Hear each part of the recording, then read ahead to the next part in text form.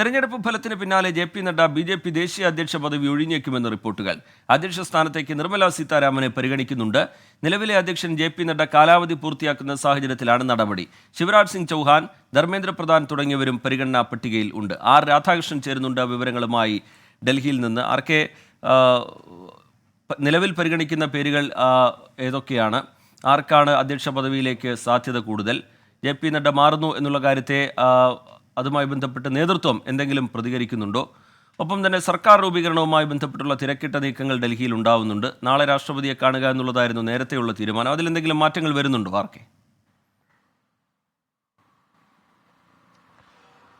റീജിത്ത്, ഈ ബി.ജെ.പിയുടെ ദേശീയ അധ്യക്ഷ സ്ഥാനത്ത് നദ്ദയുടെ കാലാവധി പൂർത്തിയാവുകയാണ്. നദ്ദയുടെ കാലാവധി പൂർത്തിയാകുന്നത് കൊണ്ട് തന്നെ അദ്ദേഹം സ്ഥാനമൊഴിയും. ആ കാര്യം നേരത്തെ തന്നെ തീരുമാനിച്ചിട്ടാണ്. ഈ അധ്യക്ഷനായി ആര് വേണം എന്നതിനെ സംബന്ധിച്ച് ബി.ജെ.പിയിൽ ചില ആശയവിനിമയം നടന്നിരുന്നു.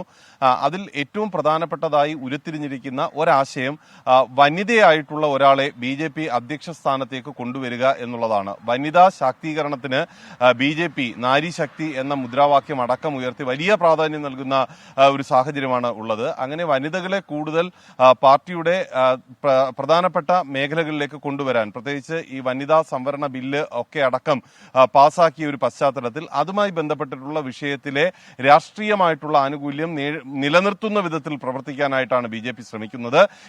ഇതിന്റെ ഭാഗമായിട്ട് ഒരു വനിതയെ ബി.ജെ.പി അധ്യക്ഷനാക്കുക എന്നുള്ള നിർദ്ദേശം പരിഗണിക്കുന്നു. അങ്ങനെ പരിഗണിക്കുന്ന പേരുകളിൽ ഏറ്റവും ആദ്യമായിട്ടുള്ളത് നിർമ്മലാ സീതാരാമന്റെ പേരാണ്. നിർമ്മലാ സീതാരാമനെ ബി.ജെ.പി അധ്യക്ഷയാക്കുക എന്ന ഒരു നിർദ്ദേശമാണ് സജീവമായിട്ട് ഇപ്പോൾ പരിഗണിക്കുന്നത്. എന്നാൽ ഏതെങ്കിലും സാഹചര്യത്തിൽ നിർമ്മലാ സീതാരാമനെ ധനമന്ത്രി സ്ഥാനത്ത് തുടരേണ്ട ഒരവസ്ഥ, അല്ലെങ്കിൽ കേന്ദ്രമന്ത്രിസഭയുടെ ഭാഗമായിട്ട് മറ്റേതെങ്കിലും ചുമതല വഹിക്കേണ്ടി വരുന്ന ഒരു അവസ്ഥ അതിന് നിർബന്ധിതമാവുകയാണ് എങ്കിൽ മാത്രമാകും മറ്റേതെങ്കിലും പേരുകളിലേക്ക് എത്തുക. അങ്ങനെയാണെങ്കിൽ മുൻ മധ്യപ്രദേശ് മുഖ്യമന്ത്രിയായിട്ടുള്ള ശിവരാജ് സിംഗ് ചൗഹാന്റെ പേര്, RSSന്റെ നിർദ്ദേശം എന്ന രീതിയിൽ ധർമ്മേന്ദ്ര പ്രധാന്റെ പേര്, ഒഡീഷയിൽ നിന്നുള്ള ധർമ്മേന്ദ്ര പ്രധാന്റെ പേര്, ഇവയാണ് പരിഗണിക്കുന്നത്. ഇതിൽ ശിവരാജ് സിംഗ് ചൗഹാന് അദ്ദേഹത്തിന് ബി.ജെ.പിയുടെ അധ്യക്ഷ പദവിയിലേക്ക് വരാനായി വലിയ താല്പര്യമില്ല എന്നുള്ളതാണ് ഈ ബി.ജെ.പി കേന്ദ്രങ്ങളിൽ നിന്ന് നമുക്ക് മനസ്സിലാക്കാനായിട്ട് സാധിക്കുന്നത്. അദ്ദേഹത്തെ മധ്യപ്രദേശ് മുഖ്യമന്ത്രി സ്ഥാനത്ത് നിന്ന് അദ്ദേഹത്തിന് മാറി നിൽക്കേണ്ടി വരുന്നതിൽ തന്നെ അദ്ദേഹത്തിന്